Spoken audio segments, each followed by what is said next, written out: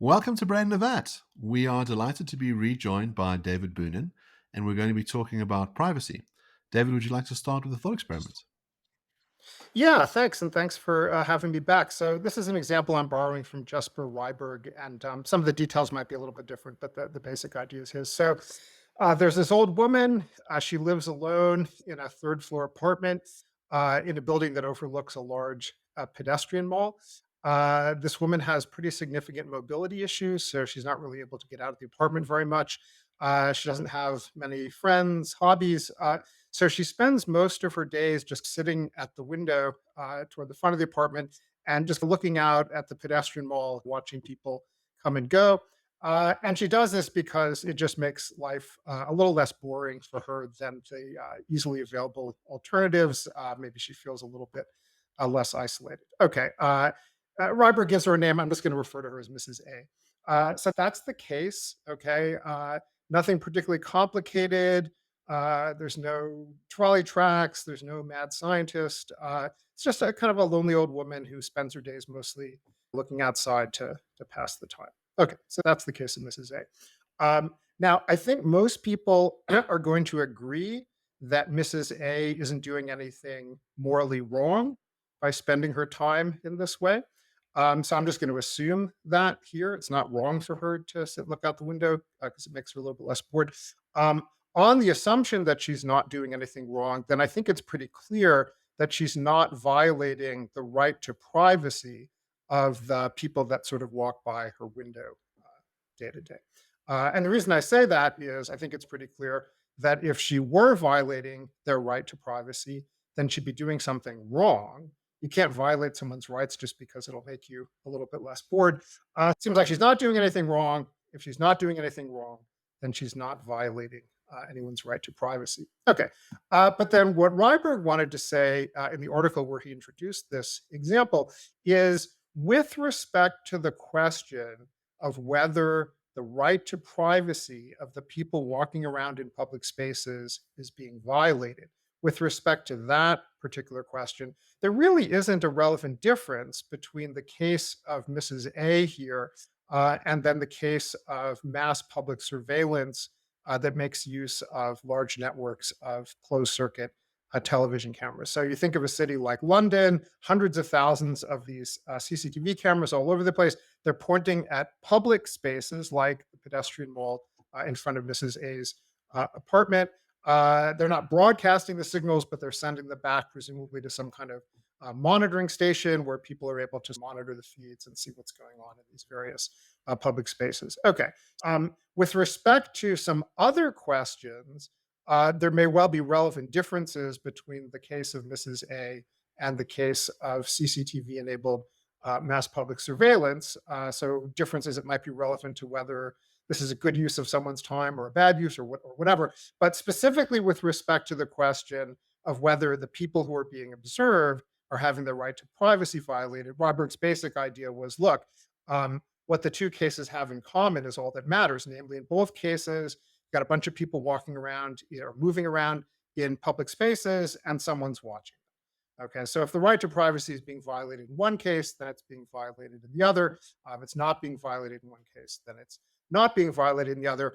And most relevantly for our purposes here, if we agree that Mrs. A is not violating people's right to privacy when she looks out the window, then we're forced to conclude that mass public surveillance using CCTV cameras also doesn't violate people's right to privacy. Okay, so that gets you a nice, simple two premise argument. Premise one says Mrs. A is not violating anyone's right to privacy. Premise two says if she's not violating anyone's right to privacy, then neither is CCT enabled mass public surveillance. If both those premises are true, the conclusion follows pretty straightforwardly, right? That CCT enabled mass public surveillance is not violating anyone's right to privacy. So I'll just say a little more, and then hand it back over to you. I do think the conclusion of the argument is pretty significant. I mean, it's important not to overstate it. So the conclusion of the argument is not that, like all things considered, mass public surveillance is a good idea. So there might still be reasons to think, no, this isn't a good idea. But the conclusion is that again, it's not violating anyone's right to privacy. But I think that's still a pretty significant result because CCTV mass public surveillance is a growing trend. It's quite controversial. And from what I've been able to see so far, at least, it does seem to me that the privacy objection is the most common objection that people raise against it. And it also seems to be the most fundamental. So the other moral objections that I think people raise, they tend to focus on more contingent features of public surveillance. It's used to enforce unjust laws, or it's used in a racially discriminatory manner, something like that. Seems like, at least in principle, you could fix those features. But if it violates the right to privacy, then it seems like it's dead in the water. You can't really fix that. So the conclusion of Ryberg's argument, I think, is quite significant in undermining this very common objection to mass public surveillance of this form. And I guess, yeah. Oh, and sorry, I guess I'll also just add, I think it also almost certainly has implications for other forms of surveillance, although at least for now, I'm going to focus on the CCTV case. Yeah, I think Reiber has a good argument. It's an article, it's not like a book. And there was one follow up article. He addresses some more objections. I don't think it's like a completely thorough defense in response to all the objections that might get raised, but I think it's a good argument. And I've been thinking about it on and off for the last couple of years. And working up sort of a book chapter where I want to expand on his argument and try to defend it. And yeah, so I guess last thing I'll say is, in my experience teaching it and talking to other people, essentially everybody seems to accept the first premise that, Mrs. A isn't really doing anything wrong, so she's not violating anyone's right to privacy. Then the question really basically comes down to the second premise: is some relevant difference between the two cases? And again, relevant meaning relevant specifically with respect to the question of whether the right to privacy is being violated. And one of the things that I think is fun about teaching the Reiberg article is there's lots of differences that students can come up with between the two cases. And then in each case, you try to think through, yeah, that's a difference, but does it matter? Does it matter specifically with respect to whether someone's privacy rights are being violated? Yeah, so far, at least to this point, I'm leaning toward the view that no, there aren't any such differences. Yeah, I guess maybe I'll stop there. So, David, there's some interesting issues here that might be presented as relevant differences. The kind of analogy that I have in mind is, suppose we take Mrs. A and we set up a whole network of Mrs. A's. So Yeah, it's not just one Mrs. A, but we solicit the whole block of grandmothers. So there's a grandmother on every street corner, and we employ them to sit at their bedroom window every day from 8 a.m. to 5 p.m. And then we replace her with another one from 5 p.m. to 8 a.m. the next morning. And they all have to radio in their findings every day. And they perhaps even looking for certain types of people. Um, and then I think it wouldn't be so clear that the collection of Mrs. A's are not violating someone's right to privacy. And this sort of highlights a greater point, which is that just because a single instance, a single token of a phenomenon is not problematic, it doesn't mean that when you duplicate or multiply that instance into a much larger collective phenomenon, that the collective phenomenon isn't a problem. Just because the part isn't a problem doesn't mean the part of which it's a whole isn't a problem. So it does seem like there's a big difference there. yeah, that's a great question, and I'm glad you asked because some of the objections and some of the differences between the cases, I think in Rodberg's article, he does a more than adequate job of addressing. But this is really one, actually, I think it's two differences where I think his response is inadequate and motivated me to think more about it. Yeah, let me say a couple things. So first, yeah, I wanted to make clear there's sort of two parts to it. So one is he pictures the critics saying, well, wait a minute, there's just one Mrs. A, but there's like hundreds of thousands of these cameras. So that's just the numbers difference. And right, he says he's got a very brief response that I think in a way you've already successfully challenged, which is if one instance of a form of behavior doesn't violate rights, and I don't see why a whole bunch of them would. Yeah, I shared your response that like that by itself doesn't seem fully satisfying. And I think stalking is a fairly common example where at least some versions plausibly are an accumulation of individual acts, each of which by themselves are innocuous and permissible. But if you do enough of them, or in a short enough amount of time, or whatever, or a long enough amount of time, yeah, so that's right. Now, if the only objection has to do with the numbers, then I think then you can respond by just saying, Yeah, so suppose there's hundreds and thousands of lonely grandmas, one on every block or 110 on every block or whatever. Uh, and then I'm inclined to think like that by itself doesn't violate anyone's rights.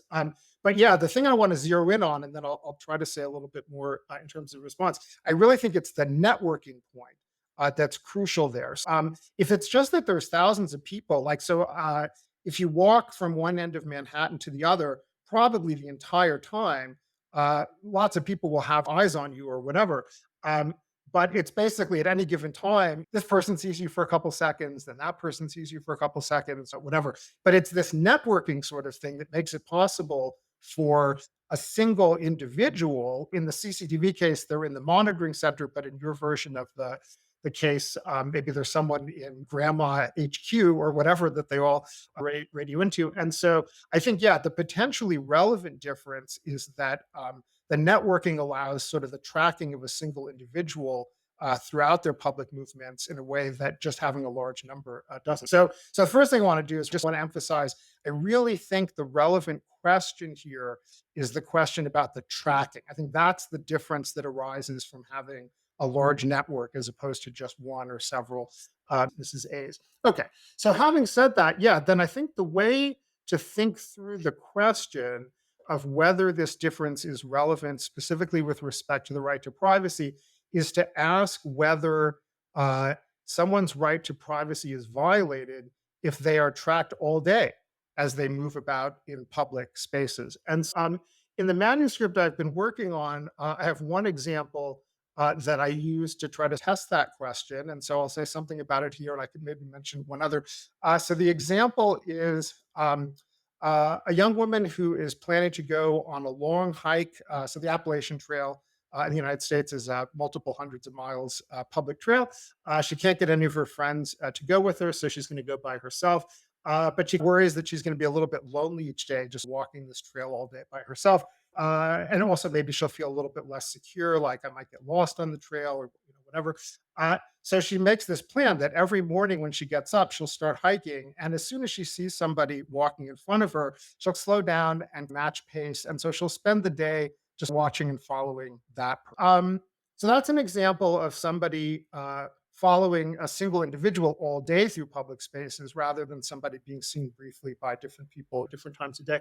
And yeah, my reaction, even in the case where she's just doing it because she thinks she'll be a little bit less bored or lonely, is yeah, she has the right to do that. The person in front of her might wish that she wasn't doing that. They might be, I enjoy the solitude of nature or whatever. It's a public trail, it's public property. She's got the right to be there.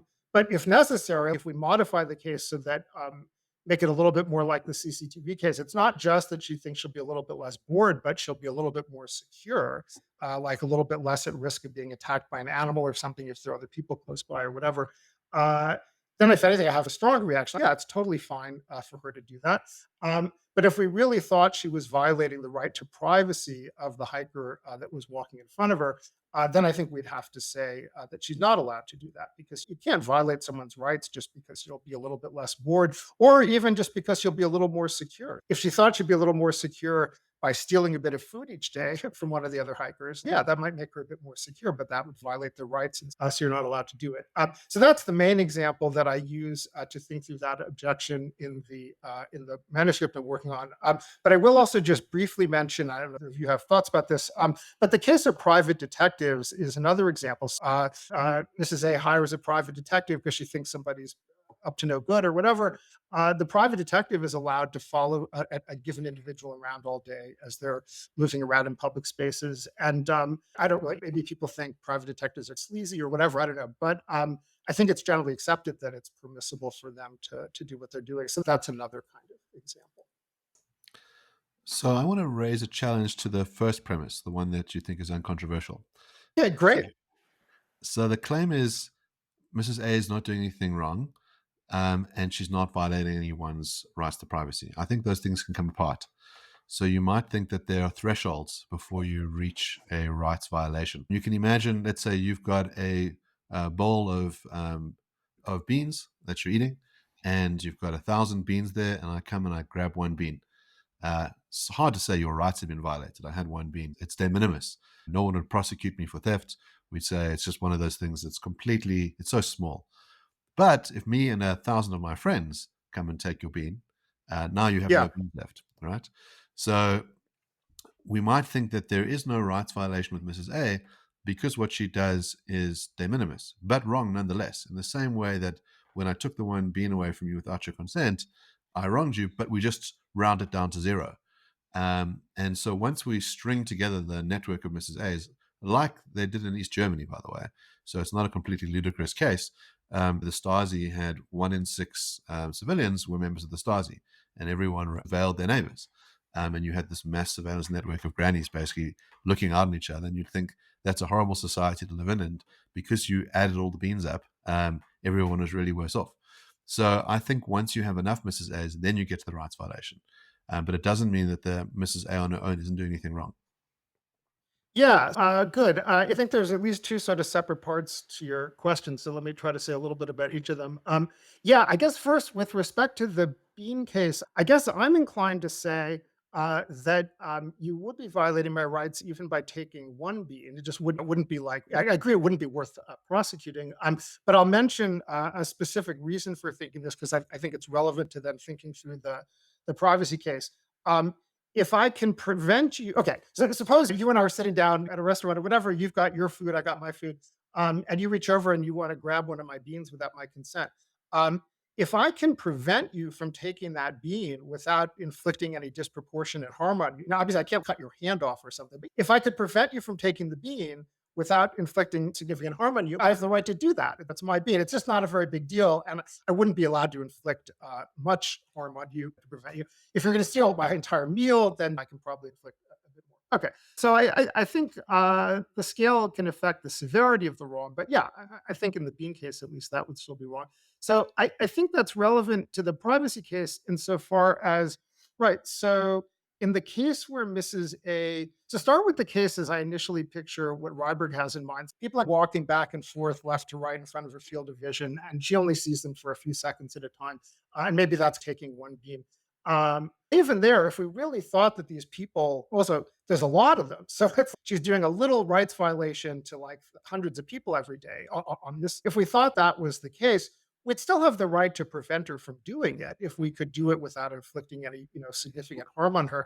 And I deliberately set up the case so that she's just getting this slight benefit from looking out the window, like she's a little bit less bored. And so, if we really thought in that version of the story that it's like a minor rights violation to hundreds of people every day, and we could just block up her window and prevent her from doing that, and it wouldn't be a very big harm, then I think what we ought to think is that we'd have the right to do that. And if we don't think we'd have the right to do that, which I don't think we do, then we should say that she does have the right. And then, just sorry to finish off the first part of the response. Yes, the case where the CCTV camera can like see people for longer periods of time. That's more, there's a bench across the way from her window, and sometimes people sit down and are there for hours at a time or whatever, and she's watching them the whole time. And that's a longer form of observation. Again, on the sort of Bean model, then we ought to start thinking, okay, now we're allowed to cover up her window because it's like this bigger rights violation. But again, I'm inclined to think no, like she still has the right to look out the window, and even if someone sits there all day. And then, yeah, the other thing I'll say, I guess I'll just say this more briefly because I didn't really make a point about this at the outset, but the example with the Stasi reminded me. I am assuming, for the sake of the example, that the cameras are being put there to try to reduce crime, and so the presence of the cameras deters some people from committing crimes in public spaces. The recordings that are often made can be used to help solve certain crimes, which then can also prevent future crimes. And I'm assuming that the kinds of crimes that are being prosecuted are crimes that sort of uncontroversially people agree should be prosecuted. It's theft, assault, that sort of thing. Um, I think the thing with the Stasi example is, I mean, it's a little bit complicated. So presumably virtually everybody is going to have the reaction like that. Yeah, that's horrible what they're doing. I might initially say, yeah, that's because they're using all the information they gathered to enforce unjust laws, and that's what's going on. It's not that the right to privacy is being violated. I think that might be a little bit simple because part of what you said, I think, will still resonate with a lot of people. That would be like, I wouldn't want to live in a society where there were cameras everywhere, even if the laws were just laws and not unjust laws. So I think that there could still be something to that. But then I at least, and I don't know if you want to push on this more, but at that point, I'm really going to be inclined to draw a pretty sharp distinction between the question: does this practice of mass public surveillance violate people's rights on the one hand? And on the other hand, does it create a society that's less desirable to live in on the other? And yeah, I'm certainly more than open to the thought that the answer to the latter question is yeah, it does.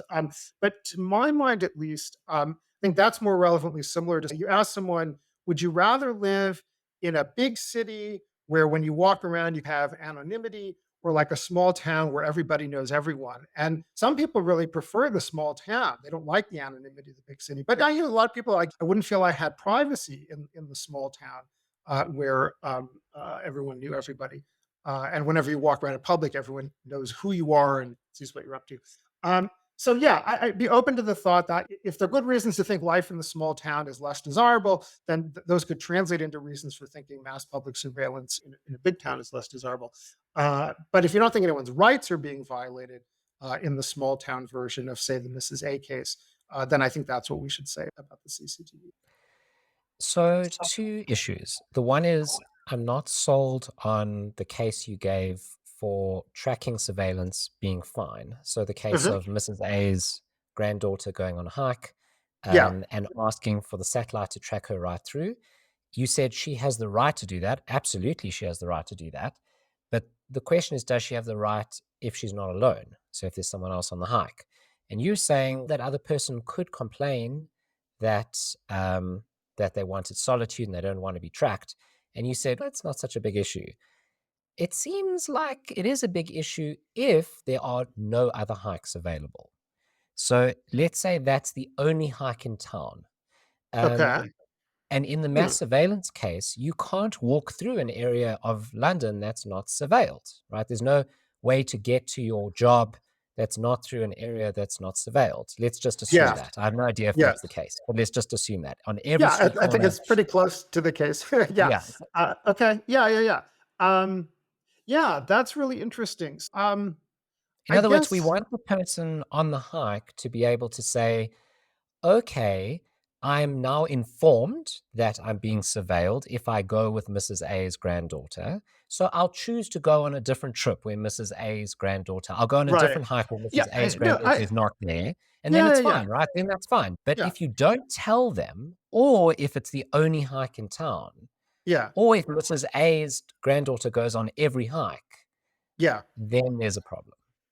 Yeah, so that's a really interesting question. To some extent, my response is going to replicate some of what I said in response to Mark's last question. I guess in terms of what kind of problem is it? Is it a problem in terms of rights violations, or is it a problem in terms of this just isn't as desirable a society as we could have? So I'm here in Boulder, Colorado, where there are lots of hiking trails available to me. I would say, unless I make a point of getting up at, in my view, an unreasonably early hour, or I try doing night hiking after the sun has gone down, which I don't particularly enjoy doing. Um, all the trails that I go on around here, there really aren't any trails that I can think of where I can say, oh, if I go on that hike, like nobody will see me on that hike. I can have genuine solitude. Like occasionally it works out that way, but it's pretty rare. So we have hundreds of miles of public hiking trails available to us here, but again, I don't really think there are anywhere there's some particular reason to think if I go uh, in decent weather, when the sun is out, that other people won't see me. So I think that's a real life case of the sort that maybe you have in mind.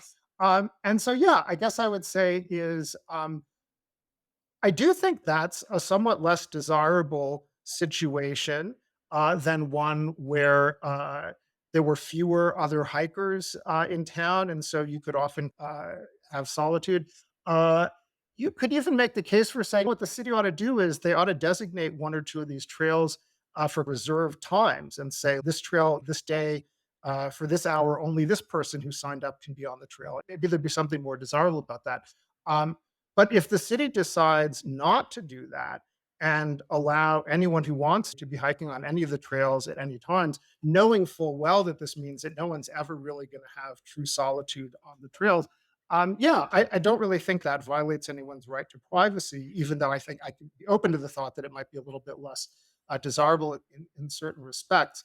But yeah, I think that's the main response that I would have. But hold on, you've taken the easy route out. You've created again the multiple Mrs. A's without the networking effect on your hike. So there's all these hikers that you pass, but they're not Yeah, networked. They don't have a radio. They don't chat to each other. They don't say, okay, he's just past point A now. He's past right, point B now.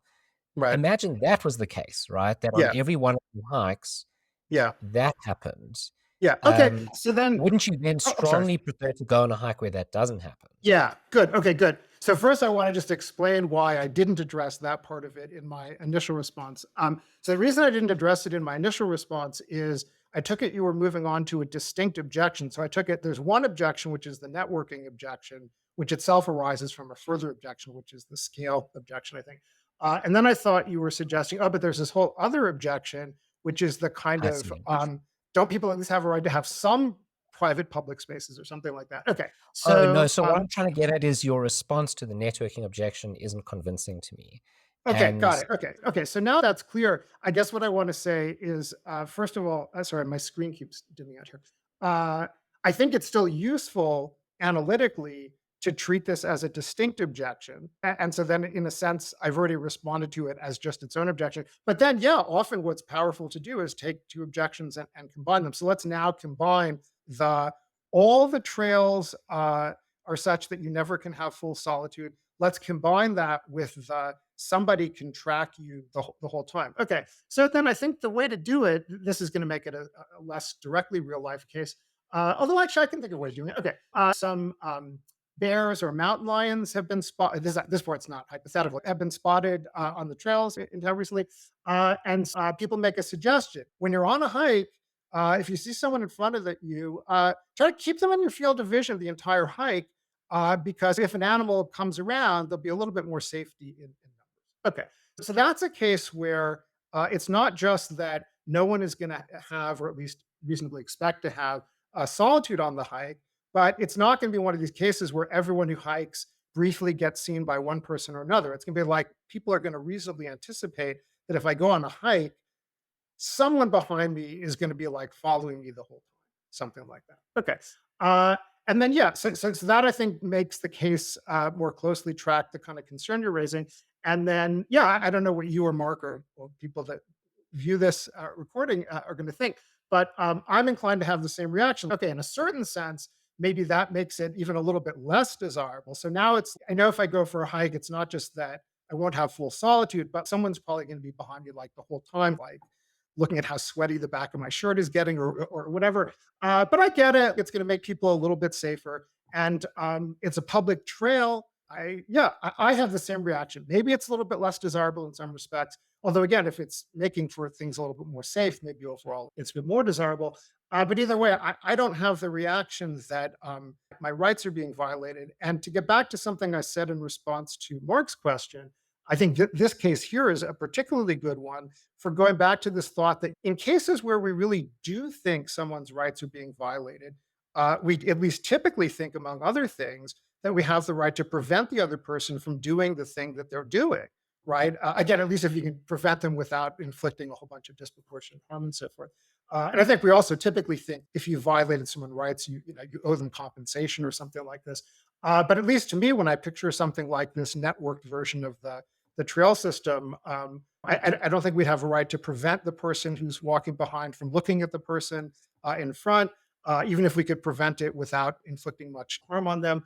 I don't really think they owe like compensation to the person that they're looking at. And I guess I would say the same thing of the city as a whole, because we still need some kind of analog to the city that's making the decision to put the CCTV in place. The city sets up the trail system in such a way and encourages people to behave in this way because it'll make things a little bit safer on the trails. I don't think the city itself would be violating anyone's rights, although I'd be open to the thought that maybe all things considered, they shouldn't encourage that because maybe all things considered, there's more value to people having the kind of solitude on the trails that now they're not going to be able to enjoy. So part of the reason for having mass surveillance in a society is to make your society safer, right? So You can walk through the streets of London anytime or day or night and feel some sense of there are people watching, and my chances of getting mugged are lower. And if someone does mug me, at least there's footage of that person and they might get apprehended. Now, we've been talking about surveillance in public areas, but a lot of terrible things happen in private spaces. So the claim is that most forms of domestic violence aren't happening out in public. People aren't beating their wives at a restaurant, they're beating their wives in the privacy of their own homes, or abusing their kids, or uttering racial slurs. A lot of that's happening in private spaces. Now, Yeah. it would have seemed impossible for the state to install cameras in everyone's houses. But through the magic of cell phones and Zoom cameras and laptop cameras and TV cameras, every house really is surveilled. Um, Given that there's this interest in being able to combat the horrors of domestic violence, spousal abuse, racial slurs, would it be a bad thing if governments basically did a deal with all the tech companies and said, look, just secretly record everyone, give us the footage, and then when a bad thing happens, we can intervene. We can save a woman's life. We can stop her from being killed by her husband.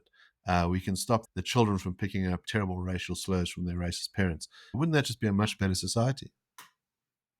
Yeah, so let me say a couple things about that. Good. Yeah, the first is I want to clarify. Yeah, I've been assuming for the purposes of the discussion that the purpose of the public surveillance is to help deter legitimate crimes. And I guess implicitly, although I didn't maybe explicitly say it, I guess I'm assuming that it works at least a little bit, right? If I want to make these analogies with like that the hiker will be at least a little bit safer if they, right? But I guess I should just say explicitly, it's not really clear that there's clear data that this is true and that it's cost effective and so forth.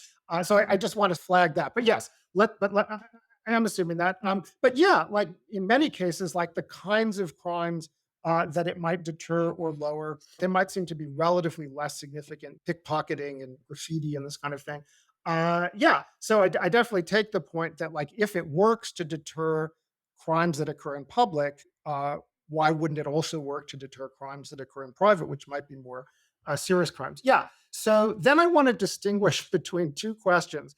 One is like all things considered, would this be a good thing to do in the private case? And does the argument in defense of mass public surveillance commit one to saying, oh, yeah, well, we should do the same thing in private? Okay. I think it would be a big problem for Ryberg's argument if it committed him to saying that then we ought to do it in private. But I think it's pretty clear it doesn't commit him to that because pretty much everyone, sorry, bracketing off you, Mark, with your being example, pretty much everyone seems to agree that it's fine for her to look out the window at people coming and going in public. So you can use that as a starting point for the analogy with public surveillance. But you're not going to get people to just agree from the get-go that Mrs. A has the right to hack her neighbor's phone or this kind of thing. So the main thing I want to say in response is the argument in defense of the claim that mass public surveillance doesn't violate the right to privacy does not commit you, I don't think, in any way to saying that government surveillance of what's going on in private property wouldn't. Okay. But then I'll just go and say a little bit more. Yeah, I guess I'm inclined to think not only does it not commit you to saying that wouldn't be a violation of the right to privacy, I'd say pretty straightforwardly, like it would be a violation of the right to privacy. And so I think in general, surveillance in private spaces violates people's right to privacy, and that largely what's going on here is precisely that the distinction between surveying private places and public places explains why there's a violation in the private space, but not in the public space. But the last thing I'll say is unless you're an absolutist about rights, uh, the claim that something violates someone's rights doesn't necessarily mean that there couldn't be benefits significant enough so that all things considered, it would still be the right thing to do. So there could be circumstances in which surveillance in private homes would be a violation of the right to privacy, but if it prevented enough murders or whatever, unless you're an absolutist about rights, you might get to the point where, yeah, that looks like it's all things considered permissible. But again, the basic point would be you would need a very strong social benefit to justify, if at all, surveying people in the privacy of their homes. If the Ryberg argument is correct, you don't need anything like that to justify mass public surveillance because Mrs. A is doing it just because she's bored. I have an interesting question. I hope it's an interesting question. There's an Okay. interesting So far, you're doing problem. well. So let's hear it. Yeah. Thanks. So basically, it follows from your claim that it would be a problem if Mrs. A tapped your phone. Okay. Um, so I want you to keep that in mind. That's your intuition. It's wrong for Mrs. A to tap your phone. But now Okay. I'm going to reach that conclusion through the same form of argument that you've given, right? And Okay. just switch out the visual surveillance for audio surveillance. Mrs. A likes to sit by her window, and she has eagle-eared hearing. I know that's not a thing. I don't know if eagles have very good hearing, but Yeah. she has superb hearing. Her advanced age has not in any way reduced her capacity to hear. Yeah. She has just incredible ability to hear people's conversations as they walk by. Yeah. Is Mrs. A doing anything wrong by sitting by her window and listening to people's conversations? No, she's not. Everyone will agree she's not. Okay. Not, Good. then Good. why Yeah. can't we have mass surveillance of people's Yeah. conversations? Yeah. And I think we think you shouldn't, right? But it's the Yeah. same form of argument, just switching out the visual for the audio. It's interesting. It's the same form of argument, but you introduced a difference between the two cases. I didn't say that Mrs. A had anything other than just normal visual ability. So she sees what any ordinary person could see from her vantage point. Now, if what you said is she's allowed to open her window on her third floor apartment, and if anyone down there is talking loud enough that she can hear them, then she's allowed to hear what they say, just as she's allowed to see what's visible. Then I think we would have a more straightforwardly parallel set of cases. And then, yeah, so I would agree that the argument would commit us to saying that you would have the right to hear what is easily heard from a third story window or something like that in public. So if a cop is walking the beat, if I can just digress for 1 second, a cop walking the beat is is essentially a mobile human version of a fixed CCTV camera, right? Looking around what's going on in public. If a cop is walking down the street and two people are talking very loudly, yeah, we're going to rob the bank at 5 p.m. or whatever, he's allowed to hear that. But on the other hand, if the guy's texting his collaborator or whatever, no, the cop doesn't have the right to hack the phone and see what's being said. I think that's a pretty sharp difference. So that would be my main reaction. But I'll go ahead and mention one other point. Um, I am inclined to agree that it would be a problem if the argument for mass public visual surveillance generated a comparable conclusion about mass public audio surveillance. I am inclined to think that. And so I think I want to push back Mm. in the way that I push back here. But I want to point out, because I think this is an interesting case. Here's a case where, at least in the United States, it's quite widespread. I can't speak for too many other countries. So here's a case where there's a form of mass public surveillance that's taking place right now that does involve not just audio, but actually making recordings of the audio. Okay. And this is a case where it's not just that almost everybody here thinks it's okay, but like lots of people think it's a really good idea. Okay. And so what I'm referring to is body cams that are worn by police officers. Okay. And there's a certain sort of difference in the sense that we want them wearing the body cams because we think that'll protect us from them, whereas the CCTV cameras we think are protecting us from other people or whatever. But the point is, if somebody says it would be wrong for agents of the state to be making recordings of noises that they can hear within their normal range or whatever, police body cams are doing that all the time. And most people seem to think that's fine. There's a little bit of me that wants to say, wait a minute, if I construe your question as like a reductio ad absurdum, if you endorse visual surveillance, then you also have to endorse audio surveillance, but clearly that's unacceptable. There's a part of me that wants to agree that it is unacceptable. And so I have to push back in the way I did in the first part of my response. But there's a part of me that wants to say, wait a minute, like in the body cam case, that just seems okay. And so maybe I can just accept it. Again, not the form of audio surveillance that allows you to hear things that ordinary people can't hear out in public, but the kind that would involve hearing and recording conversations that are going on within normal hearing distance of the observer, I guess I would say. So, if I understand your objection to Jason, it's that once Mrs. A becomes superhuman, if she's wearing the hearing aid that lets her hear a block down the road, then you go, oh, okay, now I got a problem. But, so in other words, Yeah. Mrs. A is sitting on the park bench, and she looks across, and there's someone on a cell phone, and she can read over their shoulder what the person's texting. Oh yeah, okay, that's fine. Oh, she could hear people, the couple chatting next to her. Yeah, that's fine. But that's the superhumanness that you have a problem with. And the problem, of course, is with mass surveillance, that's superhuman. What you have is the ability to see everything in full HD, to be able to look at everybody's phones, to have audio that can listen to all conversations simultaneously, because all we're doing is just taking Mrs. A and amplifying her. We add enough Mrs. A's up and we can hear every single conversation. We can look over everyone's shoulder. It's all publicly available. But then you want to freak out. If we just had the superhuman Mrs. A who's able to put on her telescopic vision and look 3 miles down the block and see exactly what everyone's doing, and not just passing it by, but recording it. She's got a camera in the thing and a Yeah. hard disk attached to the thing. We start to say, oh yeah, this is quite an invasion. And so, of course, that's the problem, is that the disanalogy really is that Mrs. A is picking up fragments that don't add up to anything. At the end of her adult days, she goes to sleep and forgets everything. But the life that you have of all the audio and all the visual in all public areas can last as long as the state likes. The weird thing you texted your state likes, that can be seen over your shoulder by the London camera. That can be, it could come out and end your career. All those things start to look very distasteful, and we've just amplified it up from Mrs. A's ordinary human abilities. But because we can multiply, as you say, zero by as much as we like, because there's no rights violation, then we get all the stuff. But if I gave Yeah. you Super Mrs. A, you're going to object from the get-go.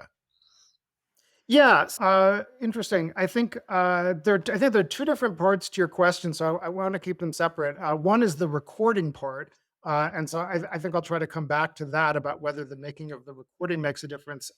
But the other is the kind of superhuman degree of what you're able to see. Yeah, so I think there are going to be some fuzzy borderline cases here, but I guess what I want to say is this.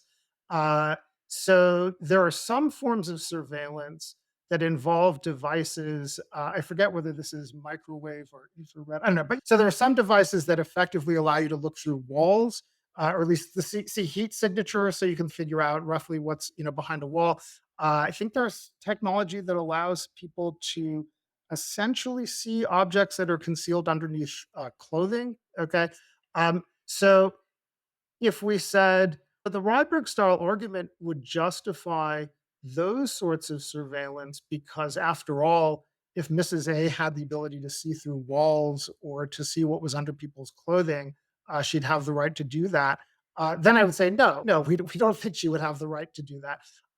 So I think in the case of those sorts of technologies, the argument doesn't have that implication. Now, the kind of case that you were referring to, I take it, is at least somewhat less extreme than those, but I think it really would depend on the details. If I'm walking around in public and I'm holding my phone in such a way that no human with ordinary visual ability would be able to see what I'm texting, and maybe I even make a point of looking around to see if anyone's standing that close.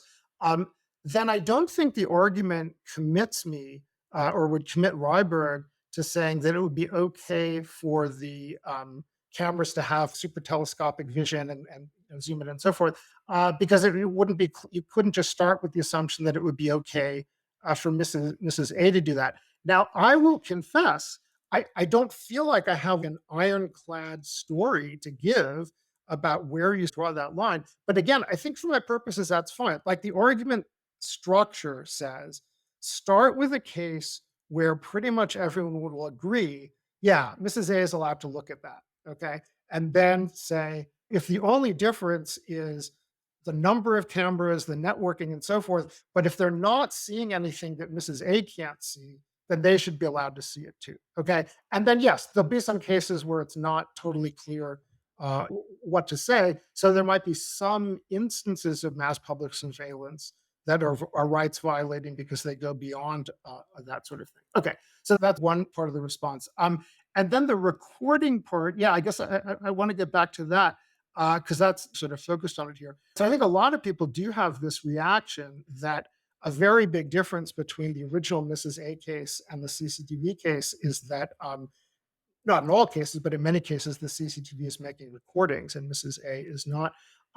Yeah, and so I guess I'm inclined. I'll have to admit, I've always had a bit of trouble with seeing exactly how that difference is supposed to make a difference. I find it relatively clear how, if you're seeing something you shouldn't have the right to see, making a recording of it and sharing the recording could amplify the wrongness of what you're doing. But if you're seeing something that you do have the right to see, it's been less clear to me why we should think that you shouldn't have the right to record unless there's some explicit contractual agreement or whatever. Um, but yeah, I'll just mention a couple of cases that I've been working on in the manuscript, just push back against the thought that the recording makes a difference. So one I've already mentioned, which is the police body cams. So the police body cams are essentially tiny little portable CCTV cameras that are always pointed at public spaces when the cops are moving around the day in public spaces, and they do make recordings. And lots of people think good, right? If that's what it takes to help reduce certain forms of criminal behavior, and not entirely by the cops, like it also makes the other people safer from others when they're in view. Okay, so that's one example. I don't know how popular these are in South Africa, but in the US, these little, often they're like on the doorbell or next to the doorbell, little home security cameras that are partly focusing on private property, like the porch, but often, depending on where you live, it's pointing out into the street and the sidewalk, which are public spaces. And in many cases, that's by design. So if you live someplace where you don't have a driveway and you have to park your car in front of the street and there have been car thefts in the neighborhood, that might be part of your motivation for putting this little camera by your doorbell. And those also make recordings, and they record people when they walk back and forth on the sidewalk. And as far as I can tell, pretty much everyone, at least in this country, seems to think that's fine. A lot of these get sold. And I'll mention one other example. It's a little bit like the hiking case in a way, but I don't know if either of you are familiar with GoPro. That's a brand name. I'm not quite sure what you call the type of thing it is, but Boulder is also a pretty big bicycling city, and so a GoPro is like a tiny little CCTV camera that you put on top of your helmet. And then as you ride, I'm sure you've seen like YouTube videos. Extreme athletes put one on and then they record what they're doing or whatever. Um, but in a town like Boulder, where there's a fair amount of potential and sometimes actual animosity between bicyclists and drivers, sometimes the bicyclists, when they're biking on the roads, I think part of the motivation in having the little camera on their helmet is like, if a car is getting close, it's, hey, I'm recording. So if you cut me off, I'm going to have evidence of who it was that cut me off. And GoPros are another case of making recordings as people are moving around in public spaces. And I don't think that if they have the right to be looking at the people that they're passing and so forth, then I think they have the right to be making the recordings. That by itself doesn't address the networking question that's come up earlier. But again, to some extent, I think I try to take them one at a time. What are the differences? What are ways of thinking through them? And then, yeah, at some point, you do need to sit back and try to like put them all together. Something that's maybe missing from the discussion is the issue of intentionality. So the way you set up the case is that Mrs. A is a sweet old lady who has a Yeah. boring life, and she just wants a bit of entertainment. So she likes to look out her bedroom window. Yeah. But suppose it's still Mrs. A, but her intention is not for entertainment to look out the bedroom window. Instead, it's to watch the neighbors. She wants to watch the comings and goings of her neighbors. And I think we all know someone like this in our lives. It's the busybody of the block who likes Mhm. to watch everyone. Yeah. Technically, she's just doing what Mrs. A in the first case was doing. She's sitting there by her Yeah. window, but her intention is very different. Yeah. She's tracking the movements of everyone in that block, and she's the busybody, Yeah. and she's Yeah. watching. She's watching. Yeah. Now we start to think, hold on, Mrs. A is doing something wrong. Mrs. A perhaps is violating people's privacy. Now, here's the important thing, is that in your original case, there's a very important disanalogy because Mrs. A is not, she doesn't have that intuition, but the cameras, the mass surveillance has exactly that, not intuition, that intention. Intention. Yeah, I The understand. Yeah. cameras Yeah. have exactly Right. that intention. Yeah. Good. The Good. people who set up those cameras are tracking you. They are trying to check where you're going, and they will use that to prosecute you should you do something wrong. So Yeah. it seems like there's a very important disanalogy between Mrs. A in your original case and the camera owners or the camera Yeah. installers in the second case. Yeah, no, that's a great question. And one of the reasons I'm glad you asked that one is, again, I think this is one of the objections where I feel like Ryberg responds too quickly. So Ryberg does, in his original article, address this. He puts it in terms of the language of motive, but I think motive intention, we can treat them as basically the same thing here. She's just looking because she wants to avoid being bored. The cameras are looking, or the observers of the cameras are looking because they're trying to catch crooks and so forth. And some critics want to say there's something objectionable about viewing everybody as a potential troublemaker, but there's nothing objectionable about viewing them as a source of entertainment or whatever. Okay. Ryberg just says this. He says, what somebody's motive or intention is might be relevant to judging their character, but it can't be relevant to whether their action or their behavior is violating someone's right to privacy. So he just wants to draw this very sharp distinction. And part of me is sympathetic to that response. So I think that could work. But I really don't think he needs to make such a strong response. And so, what I think I want to do is I want to tweak your example a little bit, actually, first to try to strengthen the objection a little bit. And then I want to rein it back in and say how I think I would respond. Um, Suppose we changed your example to someone who's looking at other people specifically like for sexual gratification. Okay.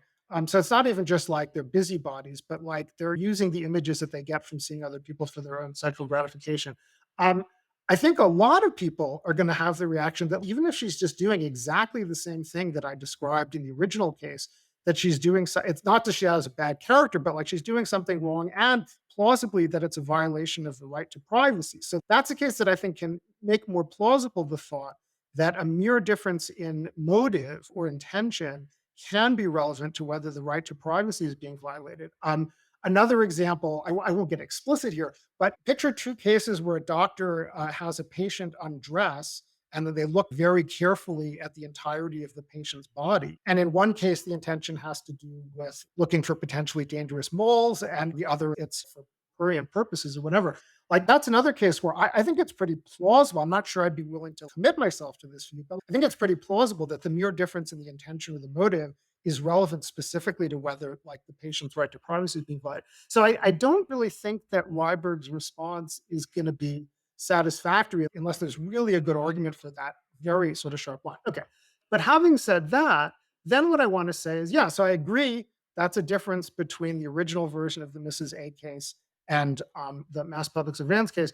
But whether that particular motive, the motive involved in CCTV, whether that's enough to make for a privacy rights violation, even if the sexual gratification motive would be, then I think we test that question in the same way. We changed the Mrs. A case to make it more like the CCTV case with respect to her purpose. But you didn't do that either, right? You gave her a still different purpose of just wanting to look at people. So let's say, again, she's part of a neighborhood watch and there has been an uptick in people having packages stolen off their porch or cars stolen outside or people being mugged or whatever. And so since she's stuck kind of at home all day anyhow, she keeps an eye on things. And if she sees trouble, she calls the cops or something like that. Yeah. And so then I don't have the reaction in that case that it's plausible to think that change in motive makes for a privacy rights violation. And then the last thing I'll say is, again, to go back to the body cam case.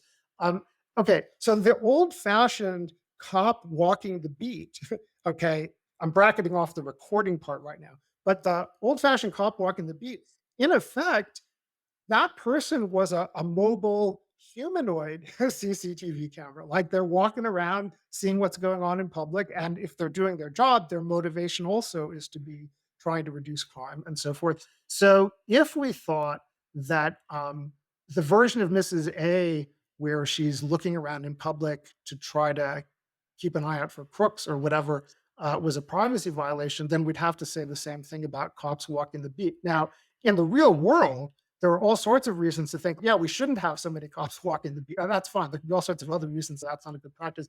But with respect to the question of whether they violate the right to privacy of the people that they encounter when they're moving around in public spaces, I would count on the reader or the viewer or whatever to think that, no, that's not a plausible thought. So the three of us have a mutual friend who I'll leave nameless, who has a rather strong preference never to be photographed. So much so that when people approach him for interviews on television or to have a photograph taken of him, I think he refuses. Or if photographs are taken of him, he asks for them to be deleted. And he's very successful on Yeah. this front. There are no photographs of him that are available online. So unless Okay. you've met this person, you don't know what they look like. And it seems like a mass surveillance state sets aside his interests in quite a serious way. In other words, it's not Yeah. possible for Yeah. him to walk around the streets of London in the way that he can walk around the streets of Johannesburg, um, because you're being watched and you're being recorded, and this very strong preference you have is being set aside. Now, I want to branch into something else related to this, which is one, how do we take into account individuals that have the strong preference? Two, does it matter whether they know that they're being surveilled? So let's say, for example, he assumes that you can walk around the streets of Johannesburg without being recorded, and unbeknownst to him, the city changes its policy and puts up cameras everywhere. Is he Yeah. wronged under those circumstances without knowing about it? Yeah. No, these are really good questions. At the risk of sounding a little bit like a broken record, I again want to get back to the fairly sharp distinction between whether the right to privacy is being violated and whether, like all things considered, something wrong is happening and so forth. So I guess I'm inclined to think that what you're describing is a case of someone who, because of kind of fairly extreme, and sorry, when I say extreme, I'm not in a judgmental, but outlier kind of beliefs or attitudes, uh, is plausibly quite significantly harmed by something that doesn't actually harm most people, or maybe minimally, harms most people, something like that. Um, um, with respect to the question of whether the right to privacy is being violated, I guess again I'm inclined to say the same sort of thing. For example, if so, let's say this person, oh, I don't know, let's say it's a married person and their spouse is suspicious that they're cheating on them and hires the detective to follow them around while they're in public spaces and document where they went. Yeah, I'm inclined to think that it doesn't violate this person's right to privacy for the private detective to do that and so forth. Um, it might still be the case that this is someone who's, unlike most people, quite significantly harmed by a form of behavior that doesn't violate the right to privacy. And then I don't want to get into the details. If my own view is, even if they don't know about it, they are still being harmed. But whatever hedonists about well-being would deny that. But at least in the case where they know that they're being photographed and that's going to cause them a great deal of distress, then sure, like they're being significantly harmed. Uh, I don't have too much to say about then what sort of the overall trade-offs would be. I think from a social point of view, if there are some social benefits to mass public surveillance, so let's say it does produce a modest reduction in assault and theft, and let's assume that this person you're referring to, he too will be a little bit safer living in this society. Um, then I think at that point, it probably will have to become some kind of utilitarian calculation. If there are tons of people who will just be very seriously unhappy with being photographed, then maybe all things considered, the harms make this a bad policy. And then maybe, sorry, one other quick comment I'll make. Uh, I'm assuming this person doesn't object to being looked at when he's in public. He objects to being photographed, right?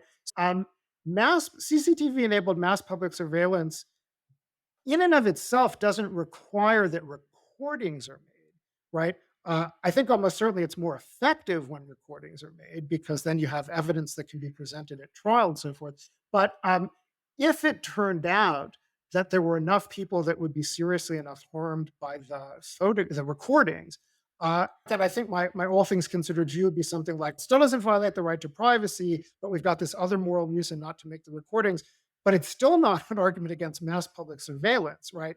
It's an argument against making these recordings. And then I guess a final sort of wrinkle, but again, let's not worry about the particular actual individual you have in mind. There could be different versions of this person. Some people might be like, I don't really care if a recording is made of me when I'm moving around in public that is saved for a month just in case it ends up being useful in solving a crime and is then destroyed and never made public. I just don't want a recording of me made that ends up like on the web or something like that. If that's the kind of case, then it would still be fine even to make the recordings. Obviously, as an empirical matter, there's going to be some risk that the recording will get out and so forth. But if we're talking philosophically about whether there'd be something wrong in principle about doing it, then there wouldn't even be anything wrong in principle. On the other hand, if it's, I believe, I don't know the details, but I believe there have been in this country some religious expression cases where, for example, someone might have a religious-based objection to being photographed. And in this country, well, in many countries, you need like a government-issued photo ID picture. So you'd have to come up with some overall way of thinking through how to accommodate these outlier individuals. But I think just as nobody would think that's a reason to say that as a general matter, government shouldn't require photo IDs when you're getting on an airplane or something like that. This kind of case wouldn't be a reason to think as a general matter there's something wrong with mass public surveillance that does include recordings. Again, not recordings that are made public, but recordings that are held onto in case they're useful for you. Well, David, it's always wonderful having you on the show, and thank you so much for such a delightful conversation.